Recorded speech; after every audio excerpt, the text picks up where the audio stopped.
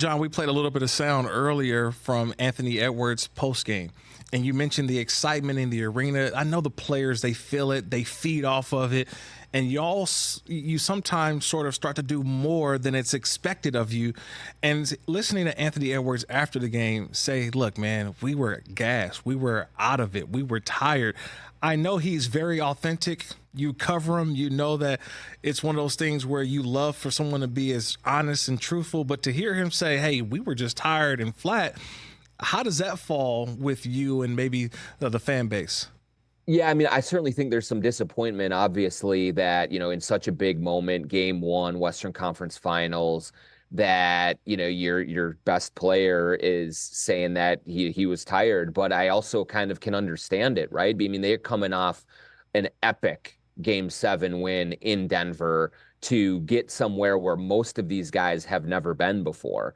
And so this is a first-time experience for much of this roster. And I think that, as you alluded to, Kirk, this, like, there's a way for athletes to get almost too amped up early in the day. Right. And you expend a lot of energy getting really excited. And I think in Anthony Edwards' case, not only was that a part, but he had to guard Kyrie Irving the whole game. Yeah. And that takes a lot out of you as well. And so I do think that that the Wolves were a step slow, as Anthony Edwards put it, because of all of that adrenaline that they felt in Game 7, and they had a little bit of hard time kind of managing that. I think in Game 2, they'll be a little bit more settled in to the series, understanding the stage and all of that, but it certainly was a factor in the coming up just short in Game 1.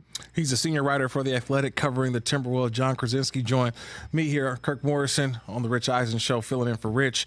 But you talked about like Anthony and how he can adjust, what he can do. But when you watch the game, his first opportunity in this Western Conference Finals, and I know a lot is being put on him, also, being an all-NBA player, everyone's going to focus on him and on him.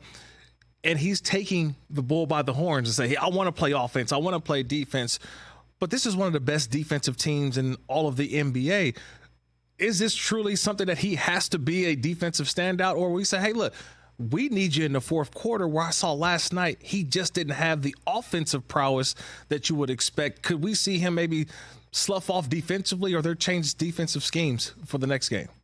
Yeah, that's a huge challenge, Kirk, and it's probably something that they will look at. Maybe there's an opportunity earlier in the game to give, let's say, Nickeil Alexander-Walker a little bit more of a crack at Kyrie Irving and maybe conserve some of Anthony Edwards' legs. But one of the things that has made this Timberwolves team special and has gotten them to this point is that their best player goes at it on both ends. And Ant wants these challenges. He wants to guard guys like Kyrie Irving and even Luka every once in a while.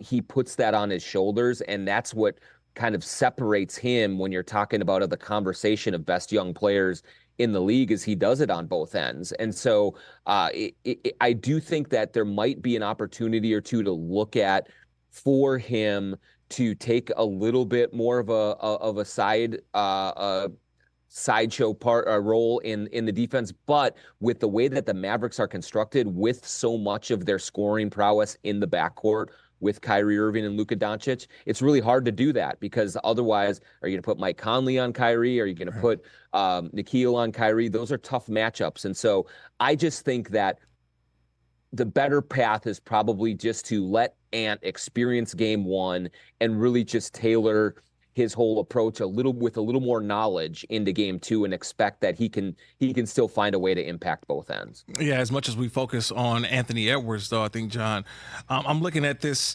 series, and we know it's Kyrie and Luka over there with the Mavericks. And then anything that they get outside of that is great from other players. When it comes to, obviously, the T-Wolves, it's Anthony Edwards, and you would expect it to be Karl-Anthony Towns, maybe a mix-in of McDaniels as well. Conley only had 6 points last night. Is it really about Karl-Anthony Towns in this series? Because he has to play what we've always expected from him, but now with the focus in the Western Conference Final, you call yourself the best shooting big man. You call yourself one of the best players in the NBA. this is a series in which he's got to be averaging 25, 30 plus points if they expect to win this series, right, John? Yeah, I think so. I mean, when you look at last night, it was, Kyrie had 30 and Luka had 33. So their big two showed up. Anthony Edwards, 19, Karl-Anthony Towns, 16, 6 for 20 for Karl-Anthony Towns, 2 for 9 from 3. That's not going to cut it. If that's the kind of production that they get from both of their guys and especially Towns, it's going to be a very difficult series for the Timberwolves. It is also uncharacteristic of Towns to have that kind of performance because he normally is one of the most efficient offensive players in the league. I do like a lot of the matchups that he has in this series, whether it's PJ Washington guarding him, maybe Derek Jones Jr. or Gafford switches onto him every once in a while. I think that Karl-Anthony Towns can take advantage of those. And he had some good looks that did not go down in game one, and I would expect those to go down, going forward for the rest of the series. He came into these playoffs, Kirk, with a lot of questions about his ability to play on the big stage and answer that call. I think he's been terrific against Phoenix and against Denver. But yeah, he was off in game one. He did not hit the shots that he normally makes, and he's going to have to get back to that form if the Wolves are going to be able to exploit some mismatches and create some other opportunities for Edwards, for other people. You got to get Karl-Anthony Towns using some of that gravity to bring some of the attention of the defense toward him. Catch the Rich Eisen Show every single day on the Roku channel, 12 to 3 Eastern, for free.